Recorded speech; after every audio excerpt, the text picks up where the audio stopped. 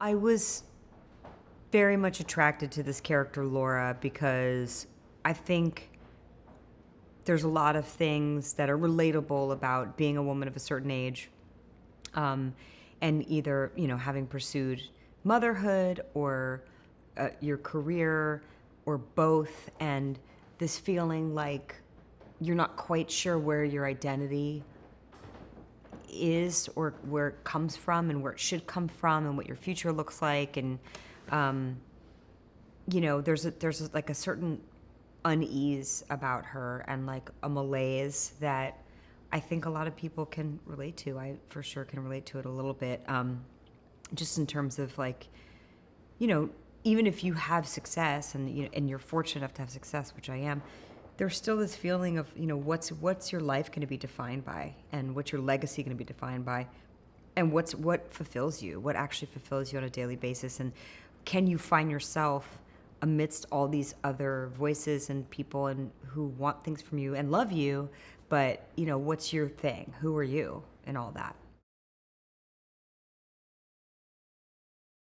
When we first meet Laura, I mean, she's empirically has everything: two beautiful kids, a wonderful husband, a successful writing career, but there is this tacit kind of loneliness, confusion, depression, that's hard to characterize. It's not because of anything, but she's lacking inspiration.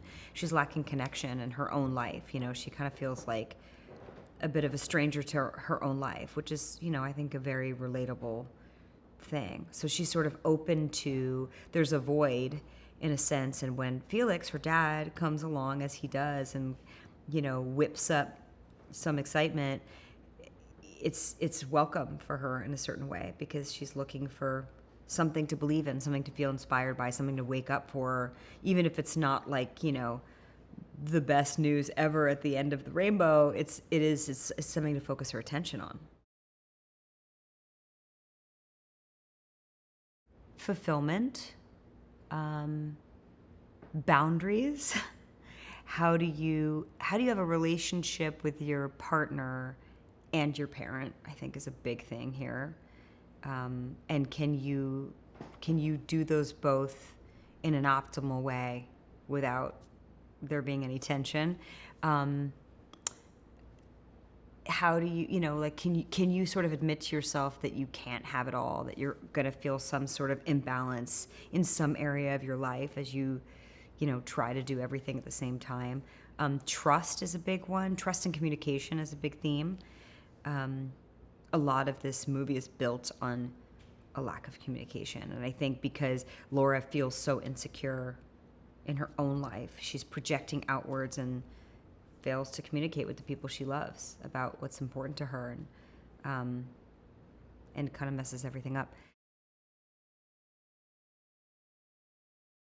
Well, I think you get a sense very early on that Laura and Felix have a great dynamic. They love each other. They respect each other, but they're different generations. And, Felix has a lot of theories about the world and relationships and women and men, and they represent maybe a time gone by a little bit. And I think you sense that Laura has been tolerant of who he is, which I think everybody relates to, because, if you have a parent that's not your generation, which most people do, unless it's a step-parent who's younger, you will find yourself in a position where you have philosophical disagreements about like how the world works and how relationships work. So, I think she's always kind of swallowed her tongue and let him be who he is and rolled her eyes, or just kind of, talked to herself about his behavior. But because now it's all focused on her and her life, I think it really comes to a head.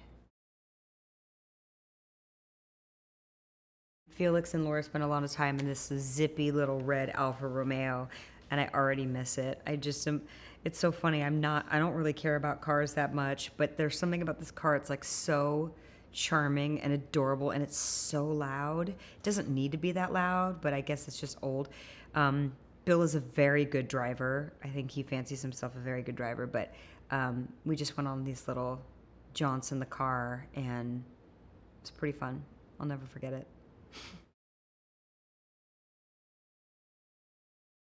We did a scene where Felix tells me for the first time that he thinks something's going on, and he's had Dean followed, and he shows me some pictures, some surveillance pictures, and they look so shady, the pictures, and they're just all of him eating a sandwich or hailing a cab. I mean, they're so innocent, but there was something about the rhythm of that scene where I really felt like Bill was playing this, this really elevated spy character against me, just being like, why am I here right now? What is happening? And that really felt like the essence of the relationship, or at least one aspect of the relationship.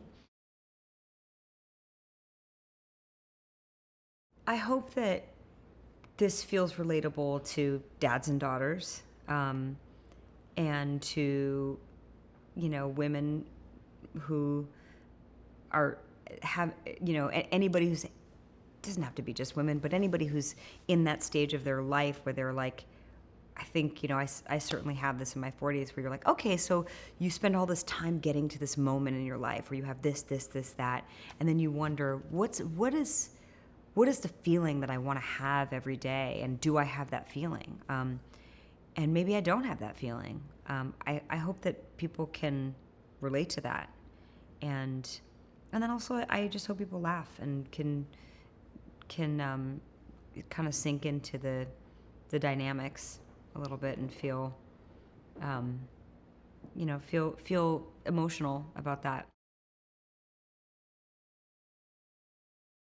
I think also, like, there's something about like a letting go of being a daughter, like taking the turn to being friends with your parents and accepting your parent for who they are and who they will always be, and that they're not going to change, and that in order to have them in your life, you have to love them for who they are, and that will define the relationship more than anything, and not what you expect them to be or what you feel disappointed by that you haven't gotten from them.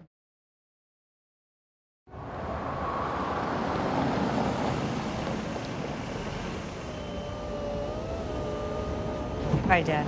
Hey, kiddo. Oh my gosh, do you look beautiful. Cliff, how's your mom's hip? Good, thanks. Good. He thinks you're my girlfriend. Bryce. Been busy? Yeah, Dean's traveling with clients all the time, and I'm just the buzzkill waiting to schedule things. I'm so stuck. So Dean's going away a lot, huh? On business trips? Dad, Raise your hand if that sounds fishy. he's not like you. He's a good guy, a great dad. Sure, it's nature. Males are forced to fight, to dominate, and to impregnate all females.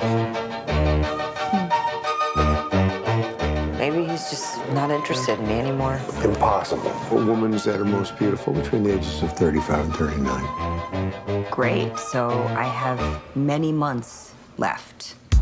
Felix, you're back in town. Been busy? Yeah, got a lot going on. Do you? He should be worshiping the ground you walk on. And if he's doing something dishonorable, you need to know. What if Dean's just busy? I'm in a rut. That's it. I think we should follow him. What? I think you better see him in action. This is your idea of incognito? Coming through. Here's the plaza. This is the place to have an affair. It has the most exits. Exits on 3 streets. Can you just act a little less excited about this? Because this is my life, and it might be falling apart. I don't know why women get plastic surgery. Because of men like you. I prefer the factory original. Yeah, and every other make and model. Thank you. I'm going to take that as a compliment. Are there two? Oh, scared me.